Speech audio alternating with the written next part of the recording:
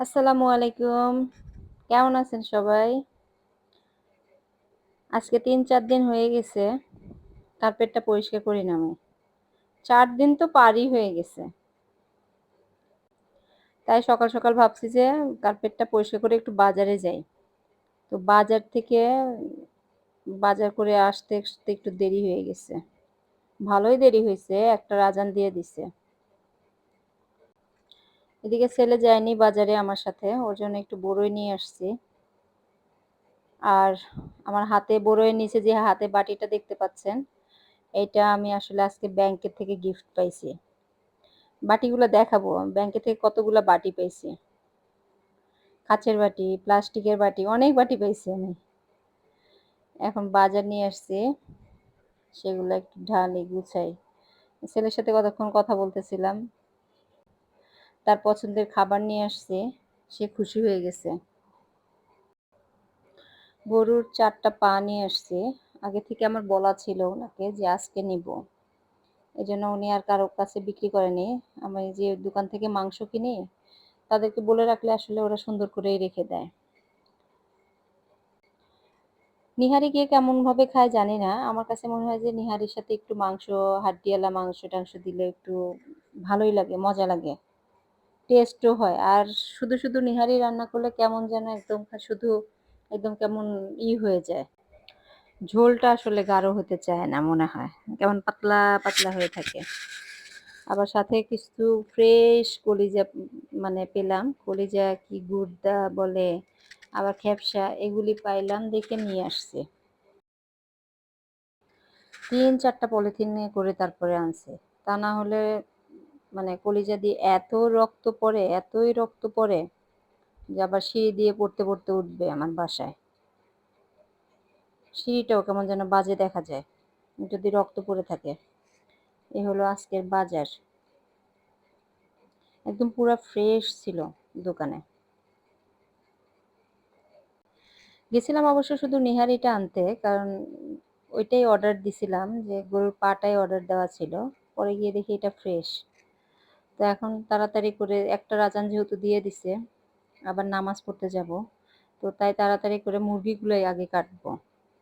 মুরগিটা কেটে একটা মুরগি তো অবশ্যই রান্না বসায় দিব। আর বাকিগুলা উঠায় রাখবো। ৪ টা মুরগি নিয়ে আসছি। মুরগির হাত পা গুলো আবার মানে আলাদা করে দিছে। পা, গিলা-টিলাগুলো আলাদা করে দিছে। আমি দোকান থেকে অবশ্য সবসময় মুরগিটা ৪ টুকরা করে নিয়ে আসি। আজকে সময় ছিল না দেখে ৪ টুকরা আর করতে পারিনি। বলছি যে আমি কেটে নিব, তাড়াতাড়ি দেন। একে তো বেলা ছোট, তার উপরে কাজ করে কোনো কাজই শেষ হতে চায় না। কিন্তু দিন শেষ হয়ে যায়। খুব তাড়াতাড়ি দিনটা শেষ হয়ে যায়, কিন্তু কাজ কিছুই হয় না। কলিজাগুলো কাটার আগে ভাবলাম যে আগে রান্না বসাবো। আমার ছেলের তো মুরগি অনেক পছন্দ। একটা মুরগি রান্না করলে আমার ২-৩ দিন হয়ে যাবে। তো ভাবলাম যে আগে মুরগিগুলাই কাটি। মুরগি কাটা শেষ করে পরে হচ্ছে করে ফেলবো। তো এর মধ্যে আবার অনেক আছে। মুরগি আলাদা ভাবে আমি কাটি।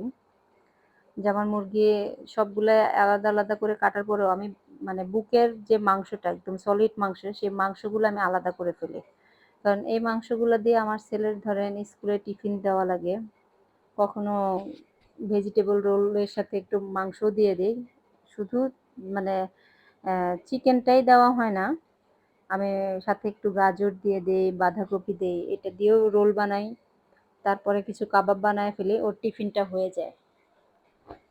আর এই তো এখানে দুপুরে রান্না বসায় দিছি। এর ফাঁকে নামাজও হয়ে গেছে আমার। নামাজটা না পড়ে এসে আসলে বসালে রান্নাটা ঠিকই তাড়াতাড়ি হবে, আমার নামাজের সময় চলে যাবে। তো ভাবলাম যে আগে নামাজটা পড়ে এসে পরেই বসাই। তো এই তো এখন ওই রান্না চলতেছে। মুরগি আর হচ্ছে ভাতই রান্না করব। আর কলিজাটা কাটা হয়ে গেলে পরে এটা একটু রান্না করব আর বাকিটা তুলে রাখবো। পুরাটা রান্না করব না। যেহেতু আমি আবার একটু ঢাকার বাইরে যাব আগামী সপ্তাহে, মানে এই সপ্তাহে যাব, সরি বুধবারে যাব। তো সেজন্য আর এত বেশি রান্না করব না।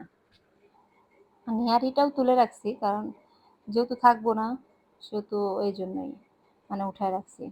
আর পিসগুলো একটু মিডিয়াম সাইজ করলাম, মানে একদম কুচি কুচি করলাম না, টুকরা টুকরা একেবারে ছোট ছোট করে নিই, আবার একেবারে অনেক বড় বড় করে নিই, কারণ এগুলির মধ্যে তো অনেক রক্ত। তো বড় বড় করে রাখলেও আমার কাছে লাগে না। আমি আসলে এভাবেই করি আমার বাসার জন্য। অনেকে বড় বড়ও খায়, খাওয়া যে যাবে না তা না। তো এই ফাঁকে একটু গরম পানিও করে ফেলছি, যেটুকু কাটা সেটুকু কেটে টেটে আমি রান্না করব যেটুকু সেটুকু। মাংসটা একদম পানিটা ফুটানোর পরে মানে কলিজাটা দিয়ে ভিজিয়ে রাখছিলাম। তো এটুকু ভিজতে ভিজতে আমি আবার সাথে মশলাগুলো করে ফেলছি। মানে আমার মশলা বলতে তো শুধু আমি একটু এলাচটাই বেটে নেই, বাকিগুলো সবই গুঁড়া খাই। তো দেখেন, ভিজিয়ে রাখার পরেও গরম পানি দিয়ে, মানে ফুটন্ত গরম পানি দিয়ে ভিজিয়ে রাখার পরেও দেখেন কত রক্ত বের হচ্ছে। এটাকে বেশ কয়েকবার করে ধুতে হবে। ধোয়া শেষ করলাম, করে তো মশলা তো আগেই করে ফেলছিলাম, এখন এই তো বসায় দিব।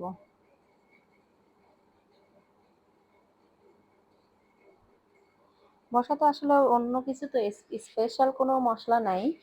মশলার মধ্যে ধরেন একটু আদা রসুন বাটা, কিছু আস্ত রসুন, পেঁয়াজ কুচি, আর কয়েক টুকরা দারচিনি, 4-5 টুকরা এলাচ, 2টা তেজপাতা, তারপরে 2 চামচ মরিচের গুঁড়া দিলাম, কারণ মরিচের গুঁড়াটাতে আমার এত বেশি ঝাল নাই।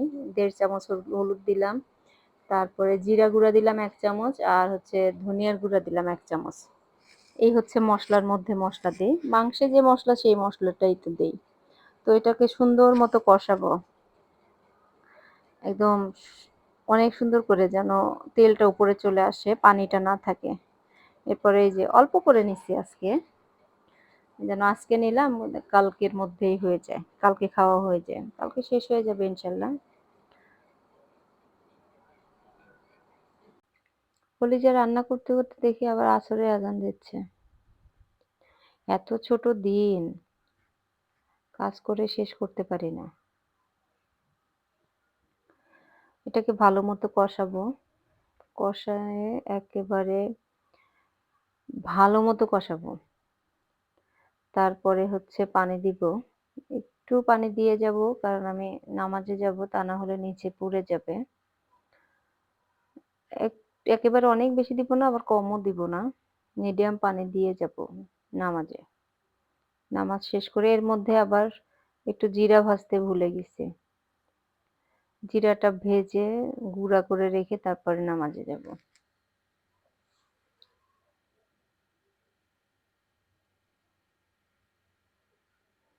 এটা সে গুঁড়া করে রেখে তারপরে যাব এখন।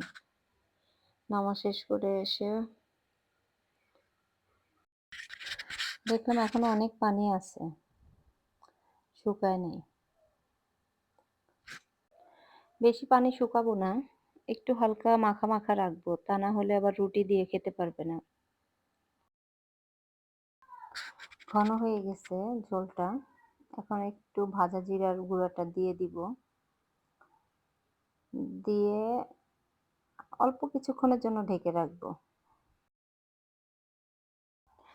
হয়ে গেল, আজকের মতো রান্না শেষ। আমার ভিডিওটা ভালো লাগলে একটা লাইক, শেয়ার অ্যান্ড সাবস্ক্রাইব করবেন প্লিজ। আমি নতুন, আমার কথাবার্তা যদি ভুল হয়ে থাকে তাহলে ক্ষমা সুন্দর দৃষ্টিতে দেখবেন। সবাই ভালো থাকবেন, সুস্থ থাকবেন, আমাদের জন্য দোয়া করবেন, আমিও আপনাদের জন্য দোয়া করব। আল্লাহ হাফেজ। আসসালামু আলাইকুম।